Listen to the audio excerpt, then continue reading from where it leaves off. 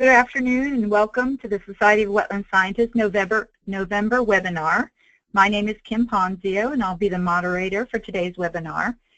The SWS webinar program has proven to be a great addition to our membership benefits, and I'm excited about the opportunity to provide members with more great educational content as we move through the remainder of 2016. In fact, make sure you stay tuned after today's presentation to hear about the topic and presenters for our next webinar. So before we get started, I'd like to go ahead and take care of some housekeeping announcements. Just to familiarize you with the GoToMeeting screens, there's an attendee control panel where you can control the audio for the webinar by using your telephone or your microphone and speakers. The general format of today's webinar will be a 40 to 45-minute presentation by our speaker today, and we'll follow that by approximately 15 minutes of questions from the participants. However, at any time during the presentation, you can type your questions into the questions pane on the GoTo control panel. And as the moderator, I'm going to pose those questions to our presenter at the end of his presentation. The webinar is also being recorded, and you'll receive a link to the recording following the webinar. And this is for people who couldn't view in person today and will be able to view it later. We also ask that you take a moment to complete the evaluation survey that will pop up at the end of the webinar, and this will help us to plan future events. So if you'd like a copy of today's slides, you can also find a PDF copy in the handout section of the control pane and download that. And also, if you want to go ahead and tweet about today's webinar, you can use the hashtag SWSwebinar. And we're going to just go ahead and test the questions pane and at the same time get a little demographic information by having everyone type in the state or country you're participating from, and also go ahead and put how many people are viewing the webinar with you.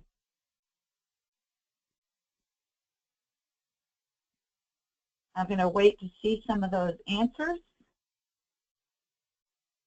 I already see that we have people from Canada. Quite a few people from Canada, and people on the West Coast in Washington and the East Coast in Massachusetts of the United States. Again, we have people in Oregon, somebody in Florida, right here at my own agency, Ohio, and well, we've got quite a few people that are going ahead and typing that in. I'm seeing mostly one or two people. I've got about 4 people in Delaware. So thank you for doing that. We'd like to take a look at that information and see how many people are actually attending the webinar. So let's go ahead and now that we are got all the logistics out of the way, I'd like to go ahead and introduce our presenter today, Joost Verhoeven. And Joost Verhoeven is Professor Emeritus of Landscape Ecology at the Department of Biology at Utrecht University in the Netherlands. He's also a research associate of the Smithsonian Institution in Washington, D.C. in the U.S., and he is president of the Society of Wetland Scientists Europe chapter and a member of the executive board of INTECOL, the International Association of Ecology. And until 2015, he was the chairman of the Center for Wetland Ecology, which is a consortium of 20 research groups in the Netherlands and Flanders.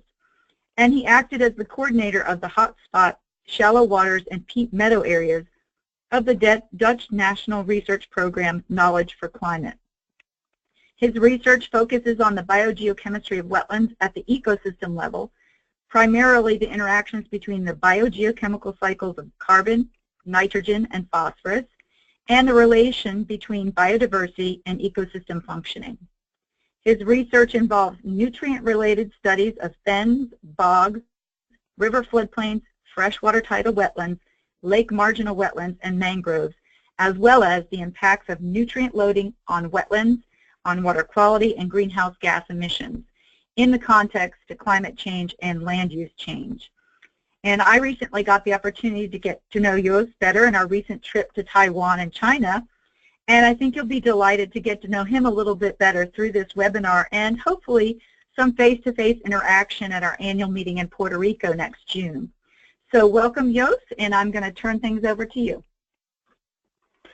Well, thank you very much, Kim. Good day, everyone, fellow wetland people. whether it's good morning, good afternoon, maybe good evening. For me, it's good evening at the moment.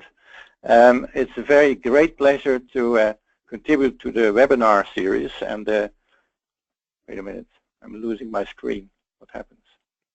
Okay. So it's a pleasure to give this webinar. And of course, our country is mostly well known for its destruction of wetlands. And in the old days, often a Dutch expert was called in around the world to maybe drain a wetland or convert it into an agricultural field. And that's what we have done a lot over the ages. And I would like to tell about that, but also tell about more recent developments in the Netherlands, where we have finally found out that wetlands do have a lot of important ecosystem services, and they are very worthy of protection. And the first slide that I'm showing is a lion. You see that, but it's also a map. The Dutch are very fond of cartography for a long time, and this map is from 1609 and shows the map of the Netherlands. You can see it around here. And the lion is a very special animal for us because it is our national animal. Like the United States has the bald eagle, and Belarus has the European bison, for instance. Well, it's a heraldic animal, of course, and in our coats of arms there are as many as 3 lions. You can see them here. And the lion stands for fighting for our interests. And our enemies have been quite many, but maybe our most important enemy over the millennia has been water. That's how we feel it. And prevailing over the water is very important. But in more recent times, there are even much more important wars, of course, where the lion also features whenever a people wants to kick the ball. We are going to talk about wetlands since Roman times in the Netherlands. And this will be first a story about how people lived inside the wetlands in these days. And then 1,000 years later, the first larger scale dikings were carried out around wetlands, and they were drained and more. And you see another era starts when very influential and very rich people in society were investing to drain wetlands and turn them into agriculture. And then in the last part of my webinar, I will pay attention to more recent developments. So where are we? Well, this is Western Europe. And you see here Britain, definitely not connected to mainland Europe, still not. And here we have Denmark, and here we have the delta of 4 important rivers, the Schelde coming from Belgium, and the Maas also, the Rhine from Germany, Switzerland, and the Ems also from Germany. And this blue area here in the center is the actual delta. So a lot of sediment here and a lot of wetlands. And you see that this coastline, with a lot of barrier islands, has been rather the same for almost 5,000 years. If you look at the map of the Netherlands through the ages from the year 0 until now, you see that we start with a situation with very much land and only a few lakes and a very rivers cutting through. But when you go further in time, you see that the landscape breaks up, and we have a lot of land loss occurring. And even in 1500, the land is at its minimum area. You see, we have lost a lot of land. And only after 1500, the situation turned around and we were gaining land again. And if you look at the current delineation of the Netherlands, we are almost back to what it was 2,000 years ago. It looks very different, though, as you can imagine. So this is a map of the Netherlands at Roman times. And you see that the western part of it, everything that is not grayish white, is all wetlands. And the most important type were peat bogs, the dark brown wetlands. And the light brown wetlands are fens. And then we have salt marshes in the green, in the north, and also here a little bit on the coast. We have the blue of the floodplains, and we have here, all the way in the north, the mud flats. So 3.5 million hectares, about 60% of the current Dutch area, were wetlands. Let's compare that with a map of the Netherlands now, showing the Ramsar sites in the Netherlands. Everything that is dark blue here is part of the Dutch international Ramsar sites of international importance. We have 800,000 hectares. We have 55 sites. But as you can see, it's mostly open water. If you look at the area, there are many smaller wetlands, maybe up to 5,000 hectares. But these vast expanses in the past, they are no longer there. Let me just show you some pictures on how these wetlands look like. This is a fen area in the Netherlands which is still there. Then we have the bog, which was the most common type. And these pictures cannot be made anymore in the Netherlands. We don't have them anymore. So this picture was taken in Estonia, which is very much like how Holland looked like before very much. And this is a system of braided river channels. In this delta, we used to have them a lot too. This picture is from Poland, and you see forest and also herbaceous vegetation among the channels. And the forested, alluvial forested banks of rivers are still visible in France, where we see this at the River Loire, for instance. Salt marshes are very well known to all of you probably, and they are very grassy and have become an important resource for early dwellers in this area. So this picture shows you the map of the Netherlands as it was in Roman times, but the map is in 1725 it was made. So it's an old map, but geographers think that these people in the 18th century knew very well how the situation was in Roman times. And it's interesting to indicate an area here in the north, Friesland, where there are many dwelling mounds, and also an area here in the southwest called Zeeland. We'll talk about that later. But what I want to talk first is about the Roman Empire, which had its border in the River Rhine here. So south of the River Rhine, it was the Roman Empire, and north of it were all these wild people like the Frisians and the Chalks. And there was one Roman army captain called Plinius who had a mission to do. He had to go to the Chalks all the way here in the north to beat them up, to give them a big punishment because they had resisted what the Romans had been trying to do. And he was a very good military man, but also he was a very good observer, and he wrote the hell out of everything. And because of his books, we know we have the first descriptions of the Dutch landscapes in Roman times. So he described the tour that he had to make with a small fleet traveling from Utrecht, which was an army camp, up north, and he described very vast forests on both sides of the river, and that was a very normal situation in Europe at the time. And he also described that here at the beginning of this freshwater lake, there were many oaks floating in the water because there had been a big storm, and these trees were floating crown up in the water, and it was very difficult for them to navigate. They still managed, and then found this entrance to the Frisian area here, and here Plinius became very nervous because there were no trees. It was this very gigantic plain of mudflats and salt marshes and peatlands.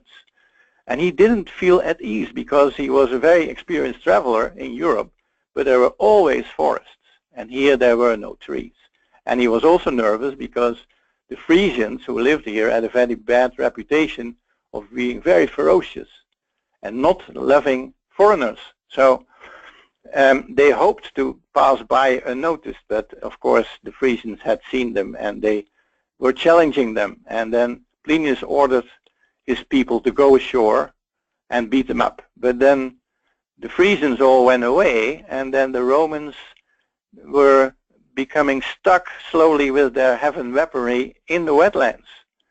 So as soon as more than half of the fleet had entered and were stuck, the Frisians came back, of course, and beat them up. And then they had to go back to the ships very soon. And here you see that the Frisians knew about wetland strategic ecosystem services at the time. The Dutch have used them many times to mislead the Spanish, the French, even the Germans. The story ends here because the ships had to go back, and they never went all the way up north. Here, this area where the Frisians were needs a little bit more explanation, because 2,000 years ago the Frisians lived on dwelling mounds. All these dots here on the map are these dwelling mounds with people on them, and they are just in the borderline between the peatlands, the brown, and the salt marshes here in the north. And especially the salt marshes were very valuable. And from 500 before Christ to 800 AD, these dwelling mounds have been really important. And you see that they have different ages, and there were originally 3,000 of these mounds in Friesland. And an artist's impression on how they looked like, they are mounds of clay and also with cow skins. The Frisians had already cows at the time. They were using the salt marshes to graze the cows, and there always mostly was a building with a tower, mostly a church, especially later when Christianity had come in, but there were always towers, because the dwelling mounds were safe as long as there was not a very high flood with wind and the tides coinciding. And then they could always use the tower for a last resort. And if you now go to the Frisian landscape in the north of the Netherlands, you can still find some of these mounds. They are still there. And these terpen can be seen in the landscape, mostly with a church on them still. And this one has a nice big farm on it. So farming was a very important thing to do at the time. And these people were pretty well off, especially later on in this period until the year 800 AD. They started also to work on the peatlands. They started to drain them with ditches and do simple agriculture on these peatlands. But that came with a very big risk, which they found out later, because we are now also in the northwestern part of the Netherlands, and you see these brownish areas. They used to be part of these large peatlands, but they are no longer there because there were a number of floods that devastated the peatlands very much, that were behind the salt marshes and the sandy coast. And these floods, starting in 1170 and then a few more, made an enormous difference in the northern part of the country, because they devastated the peatlands and they made a lot more open water. And what we now have as the Waddenzee in the Netherlands, which is really an open estuary, then came into existence. And this particular hole here, it was first connected, all this, there was no hole, and this has been broken through in 1170 for the first time. And we know all this because there were in the 12th century monasteries in the Netherlands, and these monasteries were very influential because they had also deputy monasteries in Friesland, in the older northern part of the Netherlands, and many men were there available for labor. So they were first draining the peatland, but after this big disaster they thought, well, we have to do something. We cannot really survive with dwelling mounds only. We have to protect the peatlands, otherwise they will all be gone at some point, especially if we want to use them for agriculture. So they started to build together, and this was something done by the farmers and the monks of the monasteries together. And this is a stretch of dike of 100 kilometers, and they closed it. They closed it in 1250, and that created a lot more protection for all these people here living on these little dots, the dwelling mounds. They were now a little bit more or less obsolete because you could now live safely everywhere, at the expense, of course, of the normally functioning wetlands. So here you see how in the course of time, from 900 on, so the last 1,000 years, the technology to work with wetlands and turn them into land that you can live in and have agriculture developed. So first you have the drainage ditch already early, but then you get a dike. But the dike is not always so good. If you surround an area with a dike, you have the rainwater accumulating. We have 100 millimeters to 200 millimeters rain surplus per year. So this other dike with a door was a very big invention. So it was quite simple. There was just a tube, and it was closed by a door at high tide automatically by the water flow. But at low tide, it opened up to empty the rainwater. This was a major breakthrough for this diking area. And then windmills, of course, allowed a much better drainage. Not only gravity could be used, but now we could pump. And the windmills became better and better. And then in the 19th century, we had steam, and then finally also electricity. And so these polders, the diked areas with a manipulated water level, became more and more covering the whole western part of the Netherlands. If you now want to know how the bogs were turned over into agriculture, they started to doing that already in the 13th century. And if you now have a Google picture from a big bog, like in Sweden, it looks like this. And it has an area, a perimeter of about 5 kilometers across. The same area in the Netherlands now looks like this. And this is all because everything was just reclaimed by drainage ditches. And you see in the center there are also quite some ponds that are there. And they were dug for draining, for dredging the peat. The peat was then used as a fuel. So this particular map that you see now is a bog which was located north of the city of Utrecht, where I'm located now. And you see all these polders here, and you see many lines, and these are all drainage ditches. So the way to do this would be you first choose an area for your polder, and then you dike it around it, and then you make also a dike in the middle with a canal. So the canal receives the water from the drainage ditches, and then this water by gravity is just brought to the river. And in this way, it was possible to drain land and give that to farmers. So the farmers put their farm, their house, right near the canal, and every farmer had one such a long strip of land that you owned it. And in the 13th century, it was the first time in the Netherlands that ordinary people could own land. So he had to work with this strip of 3 kilometers long, 50 meters wide. This pattern in the landscape is still there. And you see that things also happened later, because in the beginning the crops grew very well because the peat started to oxidize, and that also brings many nutrients to the crops because of the peat that oxidizes. And this, of course, the land starts to subside and becomes wetter, and that was not so nice for the farmers at the time. And then they started to sell their land in blocks by dredging the peat, drying it, and sell it to big cities where there was an enormous demand of this turf. And these stretches of land in between two ponds were very important to keep the landscape intact, because here, if you make them too narrow, something very dangerous happens, because then the wind will blow them away, and then you have a big lake. And when you have the enemy water in your backyard, that's not a good thing for the Dutch. So that's something to avoid. But what happened because of the drainage of all these peatlands in the Netherlands, very large areas, you see that in the 1,000 years, from 1,000 to 2,000, sea level rose steadily. But in addition, the land area in the peatlands was subsiding, because the drainage of the peat brought oxygen to the peat, and the peat disappeared. It was oxidized.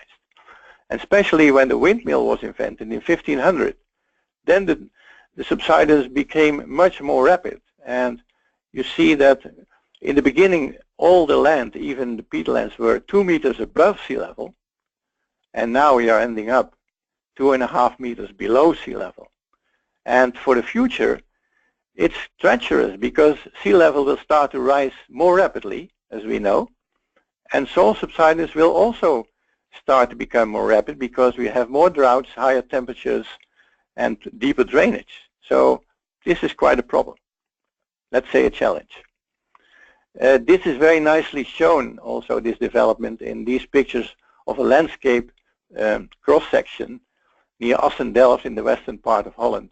In 900 we have this purple area, which is a peat layer, 4 meters thick, nicely above sea level, about 2 meters, and then the drainage brings the subsidence, and you see that after 600 years we are really down, and we are 2.5 meters below sea level, and you see that the canals need dikes now to drain away the water, so we have to pump. This can only be done by windmills. So then came the situation in 1500 when we had all this land loss. So we had some areas saved, but some areas were really lost, and we had many lakes. Still, the Netherlands became very rich because of Amsterdam and because of traveling the seas and trade. Maybe you can call it stealing in a way too. The first large land reclamations from lakes and estuaries. So this is not about peatland anymore. We had lakes, and we were not happy with the lakes because they were dangerous. And it was now possible with new windmill technology to make these lakes dry. And they had a sediment bottom rather than peat, so they were probably going to deliver very fertile land as well. So Jan Adriaanszoon Leegwater, this is this guy here, he is a very famous Dutchman because already in 1612 he started a very big project in an area north of Amsterdam. He was an engineer, an entrepreneur, he raised a lot of money, and he was able to get this area dry. It's about 7,200 hectares by 50 windmills in 3 years. And if I show you a map of this area, so this is this new polder that used to be a lake, and you see here the street pattern with all these square blocks, and you see also a very particular pattern of the parcels where all the drainage ditches are, very different from what they did in the peat. So this is more in clay sediment and silt sediment, and the patterns of these canals are according to the so-called golden ratio. And this pattern has also been used in Manhattan, New York. So the street pattern of Manhattan, New York has been inspired by the pattern in this polder in the Netherlands. The Dutch ruled in this period over Manhattan. You see now first that in the polder here there's a little village where you can find a statue for Mr. Leegwater. And what was the most important use in the beginning? Well, it was sold to very influential and very rich merchants in the Netherlands, and they built estates. So you see here quite a stretch of land. This drawing shows a nice house, a castle you could say, and a very ornamental, very nice garden according to the fashion of the time. And the strange thing is that we have none of these estates left. There have been quite many in the 17th century, but they have all been abandoned, and we have nothing left of the houses and also not of the gardens. What we see now, if we go to this area, maybe we do have the windmills though, to give you perspective of how it looked when 50 windmills were around this area. You see here a few, and they go further down on the other side too. The use of the land now is agriculture, because these soils are among the most fertile we have in the Netherlands, and these are potatoes. And we have many other crops grown there. So it's a farmer's delight, very much so. It's 4 meters below sea level. So in the next map that I'll show you now, you see that this area is located here. This is Amsterdam. This is the area that most people still visit now, the area with the very beautiful canals and the houses there. There's not much else at the time in Amsterdam. And you see here a couple of other lakes that are also now dry. And why I show this picture is because I also want to show this lake that is still a lake, the Haarlemmermeer. It's a large lake. It's not totally on this map. And Leegwater already had plans to make this lake dry too, but it was quite a challenge. It was too expensive, too big, too many windmills, so he never was able to do it. It was so dangerous because this estuary came all the way very far into the Netherlands. This was the connection of Amsterdam to the ocean, this estuary. And you see how small, how narrow the land bridge is with the Haarlemmermeer. So people were really worried that this would break through at some point. So the pressure to make the Haarlemmermeer dry stayed on. And it happened finally in the 19th century by using steam. Two of these steam pumping stations pumped it dry in 3 years. The Haarlemmermeer is now also a very large agricultural polder, and there is a chance that you know it, because we have in this polder our national airport, Schiphol. And it is a place which is also 4 meters below sea level, which means that if you are in a Boeing 747, only the first class is above sea level, and the economy class is below sea level. So to buy your ticket first class gives you a little bit more safety, maybe. So let's now talk about some other things, because although we did all these technical changes to our landscapes, we have not been spared of quite big disasters, inundations. You see a number of years here. All these years there were really major disasters. I already talked about the one in the north, and then the monks in this cloister, in this monastery, had calculated that 55,000 people had drowned. That was in 1170, the first one. And well, then after the inundations, we will go to a more recent past, the previous century, about wetland protection, and then also wetland creation. So the inundations. We have a province in the Netherlands called Zeeland. And in their coats of arms, the lion is actually wading in water. And they have a text here saying, Luctor et emergo, which means I wrestle and emerge. These people have had to fight the hardest against water and against drowning. Safety is always an issue. And you see here dike rings on the many islands in this area. It was a vulnerable area. And we have also dikes bordering the rivers. And still, with all these dikes, were we safe all these times? Well, I already talked about these major inundations. This is the St. Elizabeth flood in 1421, when the biggest polder at the time, the Grote Waard, was flooded. This was really a major disaster because this polder was not very smartly located in a very dangerous place with all these rivers coming to it. And it perished and has never been made dry again. But even in the southwest and in Amsterdam, they had floodings as well. So of the St. Elizabeth flood, we have a picture because there was a Dutch master, an unknown master in the end of the 15th century, who painted this painting. And you can see that there is a dike here that is broken and the water is pouring into this polder. And these church towers are mimicking all the villages that were there. There were 11 villages.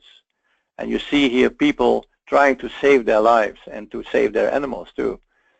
Here 10,000 people probably have drowned. That are the estimates. And the 11 villages, the 11 church towers have been visible for 100 years, it seems. Now, of course, they are gone, and this area is now still wetland, has never been reclaimed again. We had also many dike breaches along our river dikes. Look at all these years indicated here along a stretch of the River Rhine, where you see that the dike confines a floodplain which is still intact. We have the Dutch have spared some floodplain because it's needed for very high river discharges, of course. When you have only the river channel dike, that will not work. But these are still quite narrow, and sometimes the river became really very high, and all these moments here in time give a breach of a dike. So that was something very common. And the last one happened in 1926. But the most important, the most devastating river flood was happening in the winter of 1845. That was a flood with floating ice fields in the river. And we also have footage of that because there is another painter, Johan Veltens, who painted panels to show what happened at the time. And King Willem III was very moved by what had happened. He has been there several times and has provided a lot of his resources to build up the area again. Let's see if I can show. This is the panel, sorry, going a little bit too slow. This is the panel that he painted with 25 paintings, and I have permission from the museum to show you some of them in a higher resolution. So this is just a picture of how these landscapes that were flooded look like and how dismal the situation has been at the time. Houses totally underwater, and you see that the ice also did a lot of damage and made it very difficult for people to cope. And some of these areas show also that there are dikes that are broken through. There is just an emergency dike being constructed here by wood, and well, the total situation has been really difficult. See, some kind of a delay here. Oh yeah. So this is the last major river flood that we have an actual picture of in 1926. And then I also have to talk about the last major flood disaster on the coast. That was in 1953, when we had 850 Dutch people dying. They all drowned, and 100,000 plus lost their homes. So this is really a black page in our history, and I know it very well. It's one of my memories when I was a small boy. The 1st of February 1953 was a Sunday. I was 4 years old, and I was living in a town, at least here at this square where flooded is indicated. So this area in dark blue, that's the total area flooded by the sea at that point.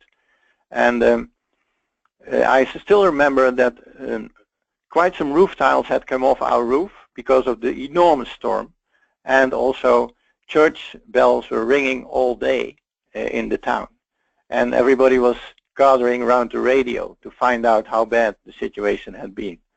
And it's something we all remember very well, and it's a situation which we also have remembered when it was 70 years ago.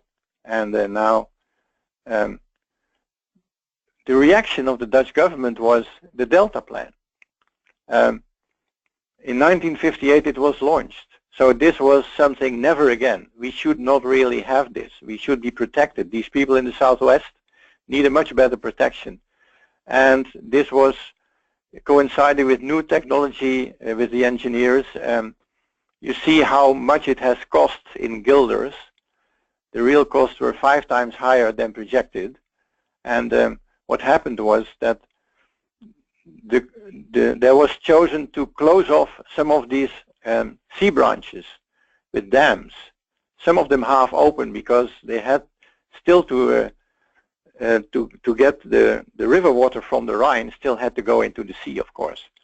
The coastline was now much shorter, better protected, and on the other hand, there was a lot of loss of estuarine habitat, of course. When we talk about the Delta Plan, then we mean something, because we talk in the Dutch language now about a Delta Plan for higher education, for instance. It's always referring back to this one, this particular one. It's impressive if you see it. I'm hesitating to be proud of it because it is fantastic engineering, but also it has lost a lot of wetland functioning that way. So I'm also not so proud of it in a way. So let's now go to a more recent period when the 1980s, when nature had become small and fragmented and rivers had been tamed, and for the rivers there was also an urgent situation in the 1990s, and we were thinking of working with nature. That was the first time that engineers started to collaborate with ecologists, and maybe let's find different ways than only building dams and dikes. How can we protect in a different way? So what helped was that the River Rhine had a very high level in January 1995. So this is also a little bit connected to my relatives, because my sister-in-law and brother-in-law live in the area on the other side of the dike, right here. So they were really very shocked when they had seen how high the water had come, and this whole area had to be evacuated. 100,000 people had left their homes, including all the animals that were living in the farms. But the dikes just held. But then for the new situation, there was a plan to not only build larger dikes, but at the same time do something with the floodplains areas to the right that were still left. If you think about the Rhine when it was coming here in the year 1000, it was still meandering, but we had in the 20th century controlled the river to the point that there was no meandering anymore, because we had all these stones here sticking into the river and the river channel was fixed. We have a winter dike here, but we also have a summer dike protecting this land from being flooded in the summer, so that farmers could still use this land. The decision was made to no longer do that, to give up this land to the river again and also modify it. You see, brick factories, very important for our bricks that we make our houses of. The clay here is very valuable for that. So what was the plan now? So the plan was to no longer work like this, that there are clay pits and agriculture in this area, but to lower this by convincing the brick industry to take all the clay, not only just the deep clay. And they did this for free. So they paid for all this restoration. And at the same time, a much better situation for nature was created, because farming was no longer allowed. So the farmers had to move out. And the diversity has risen already in 5 years, and now we are 25 years later. It is even much better now. It's an incredible system now. And rather than having these agricultural fields, now we have areas with side channels and natural floodplain areas. And here you can see how engineers and ecologists were gathering around the drawing tables and came up with a totally different perspective for these areas in between the summer dike and the winter dike. The summer dike had to go, and the stone factories had to go, and this has been a unique collaboration between ecologists and engineers, which is still continuing for many other projects at the time. Now these floodplains look much better than they used to. So then finally, the last subject of my talk is about a totally new wetland, the new wilderness it's called. It's in the newest polders that the Netherlands created after the Second World War. It's that recent. So this particular polder is only made dry in 1970, so that's just 35 years ago. And the area, the map shows further nature areas in dark green and connecting areas between nature areas and in red lines. And then we have a few arrows that are indicating maybe future connections. And the area I want to talk about is this area, because you see a green area here, and that is a new wetland that was created with this polder. But it's an accidental wetland. It had never been intended to be there. It came there because it was a bit lower part of the polder and they didn't get it dry easily enough, and they thought, well, let's do it later. But then 10 years later, it had so many bird species and other wildlife that it immediately became one of the best wetlands in the Netherlands for birds in 10 years' time. And it was not even intended to become a wetland. So, of course, it was then conserved and is still conserved.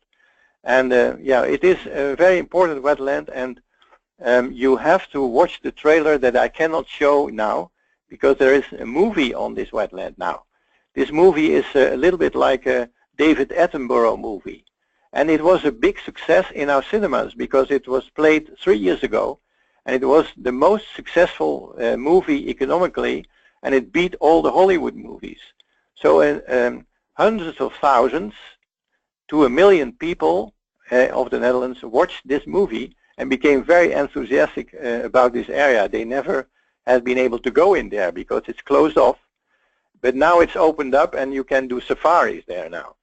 And it is quite interesting because they closed it off, but they did allow large herbivores in. They introduced them. So conic horses, they are very close to the natural horse.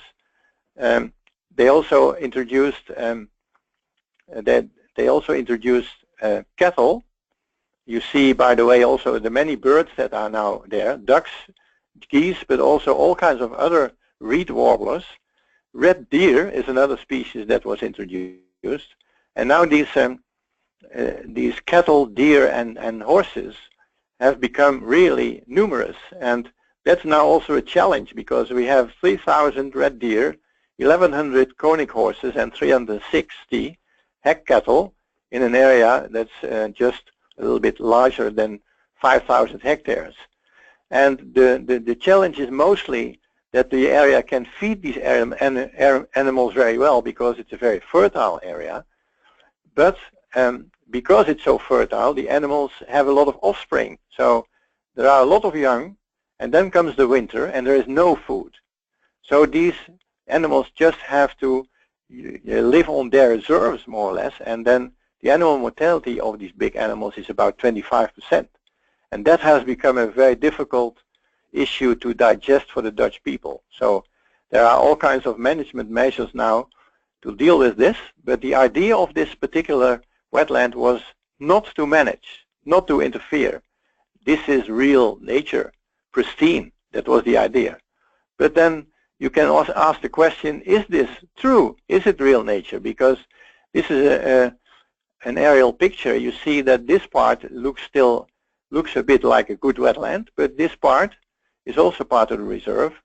Is definitely, there have been attempts to drain it. They failed, these attempts, but this is where all these big animals are, and this is where a lot of birds are. So if you think about how this is controlled, it's all below sea level, and there are as many as 8 water level sections in this wetland. So is this pristine nature? There is not even any fluctuation annually. So we do have this big wilderness with very high bird and mammal diversity. And please watch the trailer to the movie. You will not see the movie. You will get an email after an hour after the completion of the webinar. There will be a link to YouTube, and you can see a trailer to this movie, which is a couple of minutes, but it's very impressive. Dense population of large herbivores, minimal human intervention or management, all plus sides, but we also have minus sides. See if I can show them. Extreme control of hydrology, a non-natural hydro period, an inversion of elevational gradients because the wet part has a higher location than the dry part. That's not uncommon in the Netherlands, by the way. And there's not so much habitat diversity. So to close it off, this is my last slide, just to summarize it a bit for you. Once a vast delta with peatlands, floodplains, and salt marshes, where the land level kept pace with rising sea level, and it was, though, a challenging environment for humans. So you could live there, but it was dangerous. And well, the early settlements destroyed wetlands and created unsafe situations, and large reclamations have deprived wetland of their natural services and have resulted in problematic subsidence. But on the other hand, we have now created a situation which is rather safe, I should say. The official chance to be flooded in the Netherlands is now 1 in 1,100 years. It is a nice place to live, and we have now a lot of attention for wetland protection, restoration, and creation. Thank you very much for your attention, and I would like to entertain questions. Thank you, Joost. This is Kim, and I'm going to go ahead and start with the question and answer period. We have about 12 minutes to do that.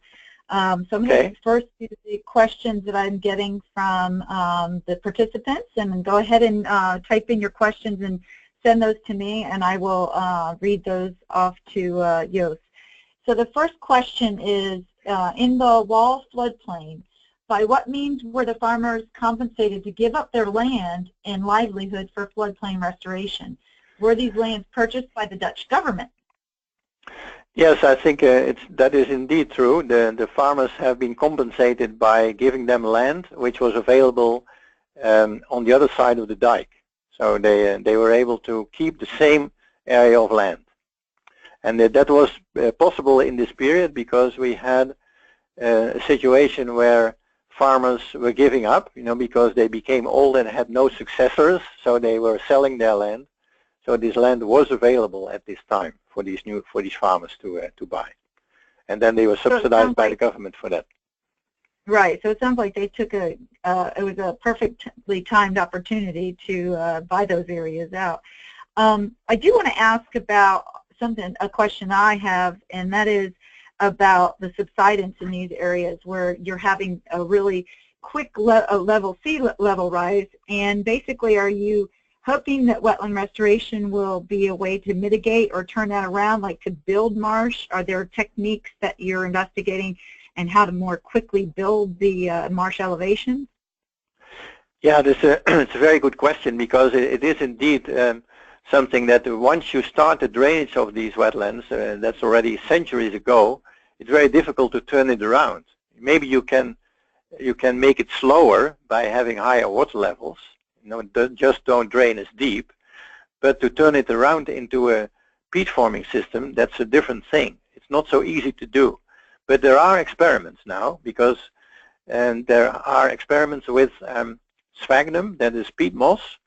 You can now have fragments of that. They are testing whether sphagnum fragments, if they have the right water quality, can then grow very rapidly. And there have been interesting experiments in Germany with this, and there they showed that this could be quite fast.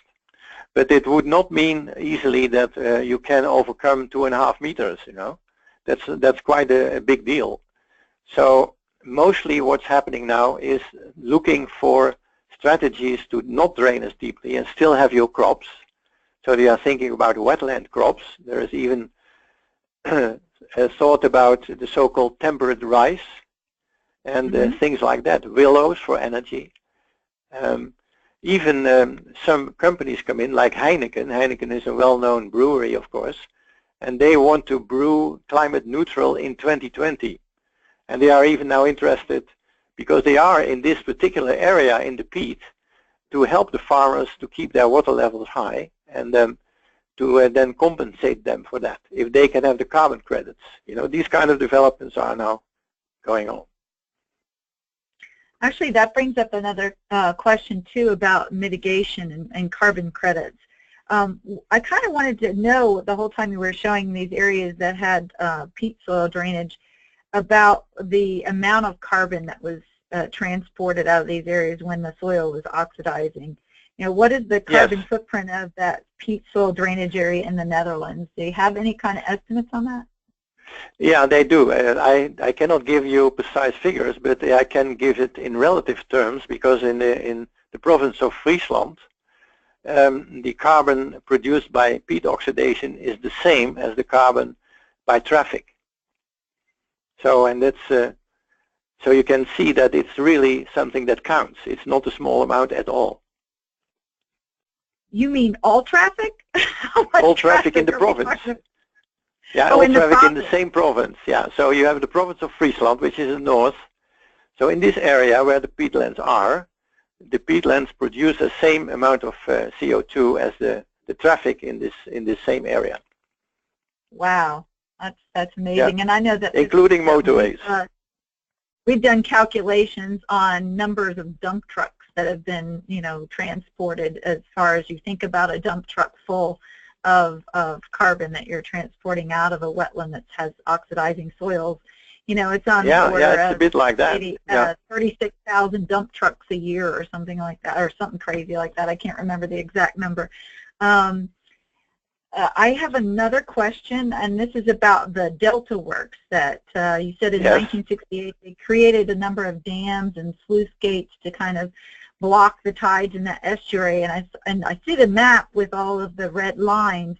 What are, how secure is that, and what are they thinking, what's the current thinking on that measure to try to protect those areas, but how is it going to affect the estuaries? It's obviously a negative effect of disconnection of sedimentation for the estuary. So can you give us some points on that? Yes, I think it has come at a big cost, because we have now a sharp boundary between freshwater and seawater. So the whole gradient is gone. And that was, of course, an important part of an estuary like that. And I still remember when the Delta works were carried out, I was a student, and there was opposition against them because people said, why don't you just raise the dikes around all the islands? And that's actually still has happened in the most southern sea branch. Maybe you noticed that. It has no dam because that's the port of Antwerp that needs that sea branch. So economic reasons were just sufficient to then just not have a dam, but then raise all the dikes. And that could have also led to a good safe situation and probably would have been cheaper. But still, this may be a little bit more safe. And of course, there was a lot of interest from the engineering industry to go into new roads, to develop totally new concepts. So one of the dams is actually a dam that allows part of the tidal fluxes through. It's an open dam, you can say. It has gates, and the gates only go down when it's needed. So, and that is only once every 2 years for 1 day. So the rest of the time, these gates are open. And wow. Still, it is, of course, nice that then there is still part of the marine system left also after that, behind that dam, but there is no river water coming in there. That's all going into another of these ones. So no brackish gradient still. This is really marine. And the tidal flux has diminished by more than 50%. So they have lost a lot of area of salt marsh, much more than they had predicted. So this also is again a negative, and even engineers now think at this moment that they would never do it in the same way again, but they would just leave the estuary more intact and build with structures that would really then be more focused to protect the individual parts of the landscape rather than the whole area at once. So it is interesting that even engineers think this, but at the same time, if you are ever in the Netherlands, you have to go there because it's fantastic to watch and to see it and to have explained how it works. I have one last quick question, and then we'll have a couple remainder slides to close out our webinar. And the last question is from someone that's participating in the webinar. It says, the U.S. banks wetlands and monetizes the value of these environments. Does the Netherlands have a similar regulatory approach, and what kinds of credits are being banked? No, we don't have that. I think the U.S. is unique to have that because in the Netherlands, wetlands are seen as natural areas or semi-natural areas that are in need of protection, but they have no special status compared to forests or maybe very species-rich grasslands. They are just another type of valuable natural areas that needed to be protected. So there is no regulatory mechanism to only protect wetlands. Well, thank you, Joost, so much. I'm going to use the last couple of minutes. I really want to thank you for taking the time out of your schedule to do this webinar for us today. I want to thank the audience. But before you leave, everyone, I wanted to tell you that about our next webinar. It will be on November 30th with Drs. Julia Cherry and Loretta Battaglia.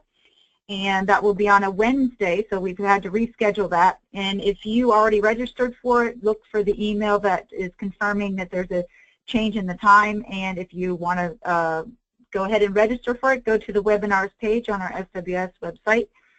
And also, when you get the evaluation survey at the end, if you want to indicate if you have certain topics that you'd like to talk about for SWS webinars, or if you'd like to present a webinar. So if you would please fill out that survey.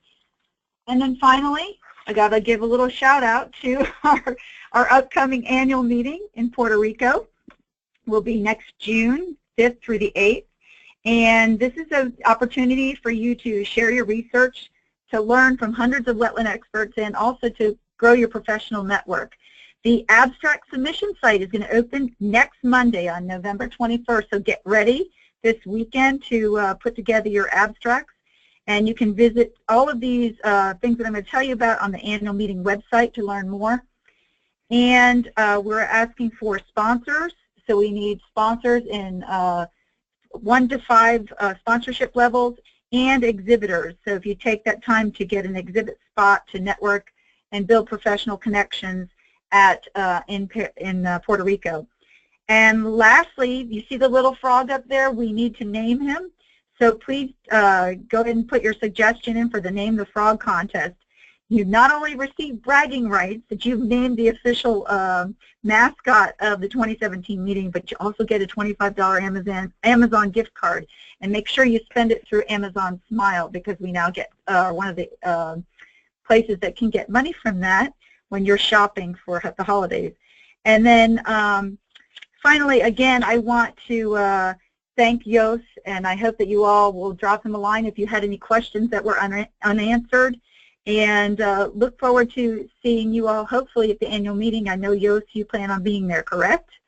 Yes, I am, definitely. So we hope we'll be able to have people go ahead and interface you face-to-face at that meeting. So thank you, everyone, for attending. Okay, thank you.